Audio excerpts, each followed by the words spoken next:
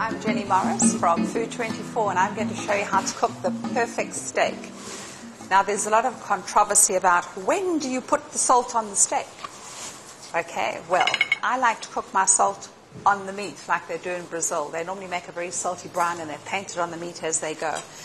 I've chosen, this is like fabulous, a lovely steakhouse quality. Eat it at home, look at it, it's thick, it's well hung, it's gorgeous. But it has a little bit of fat on it, and that sometimes can make your meat curl. Okay, so we're going to just score through the fat to the flesh, and we're going to oil it. Okay, I don't like to put oil in the pan because I feel that when you put a lot of oil in your pan, what you're doing is you're just stewing the meat. So just give it a really nice tender little rub all over with some olive oil, some good quality olive oil. Okay, like so. Now you can put salt and pepper on it. You can use any kind of spice that you want with your steak. I'm going to use some pepper steak spice with that, and I'm going to put salt directly onto my meat because it's going into the pan and it's going to cook. And I like my meat sort of medium rare. In fact, I like it quite rare depending on how I'm going to use it. Get your pan on. You've got to get the pan nice and hot. The pan must be really nice and hot. And while that pan is heating up, I'm going to just take a little bit of garlic. I like a bit of garlic flavor on my steak, but I find that if you chop garlic and stick it onto your steak, the garlic burns.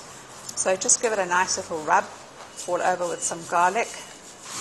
I must be honest with you, I enjoy eating the fat on the meat.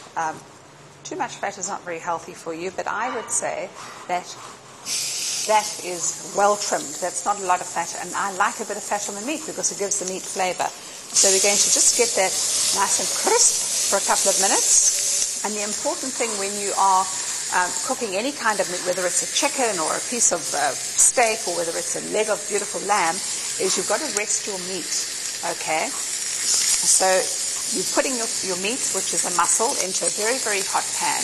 What happens when you take it out, if you don't rest your meat and you cut into it, you get all that beautiful juice that's going to be lost. While it's cooking, all the heat is around the piece of meat. And the reason for resting it is you want all that gorgeous juice to pull down to the center, right down to the center of the meat again. And it hydrates it. All that lovely juicy stuff goes back into the meat and then you can cut it. Oh, this is smelling good. Right, I've got some lovely caramelization on that fat. It looks absolutely delicious. I'm going to flip it over. And now, for me, I like to only turn my steak twice, maybe 3 times maximum. I like to let it go. If you look in your pan, you can actually see the meat changing color. You can also feel your meat. It will tell you how far it's being cooked. So why don't you, while you're watching this, take your finger and go like this on your forehead. That's going to give you a very, very well done steak. This is, if you feel your nose, that's going to give you a nice medium one. Over here, that's going to give you a rare one, and this one's going to be really blur. Feel that lip. It's going to be a lovely, rare, juicy steak, okay? Look at that. Got some beautiful color on that. Well, that tastes like Brazil. I love it. In Brazil, they make a brine out of salt, and they roast their meat on these sticks in these ovens and on the coals, and they brine the meat as it goes, and the salt and pepper flavor is just absolutely to die for. If you have a look in the pan over here, I haven't turned this one, you can actually see the meat is starting to cook up. I think we're going to go for, I know a lot of you are going to go, you don't want a rare steak, but I would like to make it lovely and blur. Now, you can make a lovely steak salad with rare steak, so it's like having carpaccio.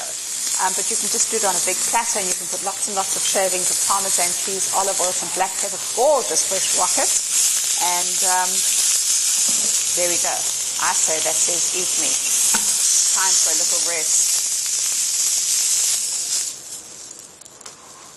Just let it stand for a couple of minutes, about 6-7 minutes. Let all those beautiful juices pull back down to the center. You can carve it and you can eat it whichever way you like.